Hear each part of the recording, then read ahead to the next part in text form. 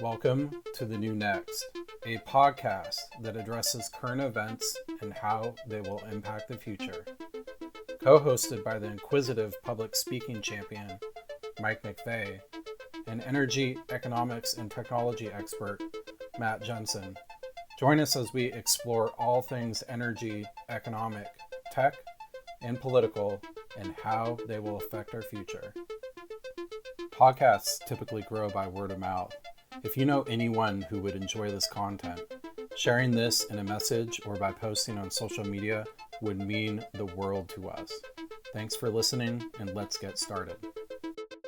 Okay, so when we had lunch last week, we talked about hydrogen and shipping, which was something I didn't quite completely understand because my mind is probably a little bit limited. When I think of shipping, I think of truck, plane, or boat. The only thing I could think of in regards to that is how, or train, I guess, is how those vehicles are, the fuel system for it, where right now they use gasoline or diesel for the most part, or a type of fuel. Electricity. So is hydrogen potentially a new way of, powering our boats and stuff to ship long term? And I know there's some discussion that we had beforehand a little bit about green versus blue hydrogen. So maybe you could kind of enlighten myself as well as our wonderful audience out there. Yeah. So green hydrogen versus blue hydrogen. Green hydrogen is where it's considered where it doesn't involve fossil fuels. Okay. So green hydrogen is where you use essentially electricity and water, and you split apart the water into separated hydrogen. So the H2O splitting essentially, and that is considered green hydrogen from a simple form. The blue hydrogen is I think it's CH4 is methane, and methane is a large component of natural gas. So when you use a process to convert natural gas to hydrogen, you're essentially splitting the hydrogen atoms out, and you're left with CO2. Mm-hmm. So, that process, that CO2 can be injected underground or, used in flooding wells like we've talked about previously or whatever, or industrial processes, carbonating your finest soda pops, perhaps. But, right. Yeah. So, it's just kind of different. One's considered green because it doesn't produce CO2. It produces oxygen as a byproduct.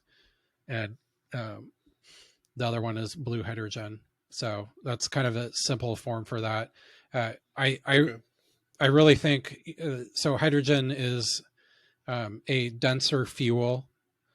And I think that there's a play with shipping because it allows you to build these like large scale facilities in single locations where you can.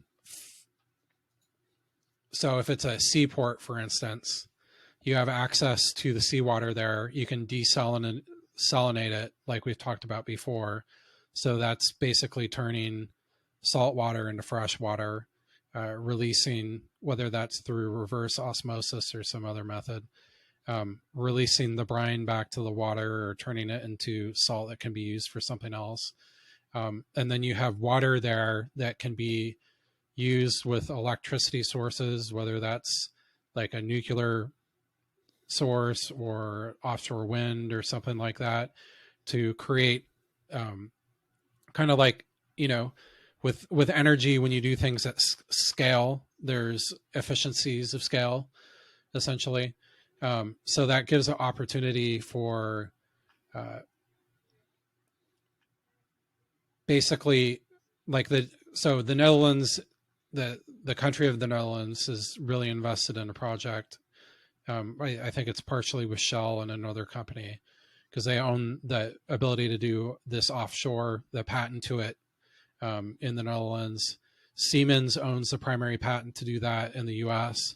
And it's to do it offshore. There's more space. You have access to plentiful water. If you can make it economically, then you have a point in area where there's a huge demand for fuels, the fuel trains, boats, whatever, that all kind of hit on the central point. And then it's kind of, it's the most efficient way. I think it's the most, probably the most economical, if they can figure out the economics on it, way to scale the industry, like hydrogen as a fuel source in the United States, is by doing it there, because you can build the scale spec plants that are needed in a concentrated area and then run them in between there. You don't have to build out this giant hydrogen fueling infrastructure all across the country. And you don't have to build or retrofit pipelines to send hydrogen all throughout the United States to all these different areas, because they're just right there.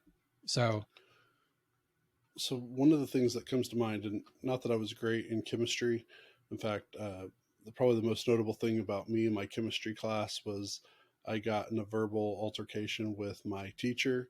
And because of that, I had in-school suspension for 3 days. And it's more about gravity and force.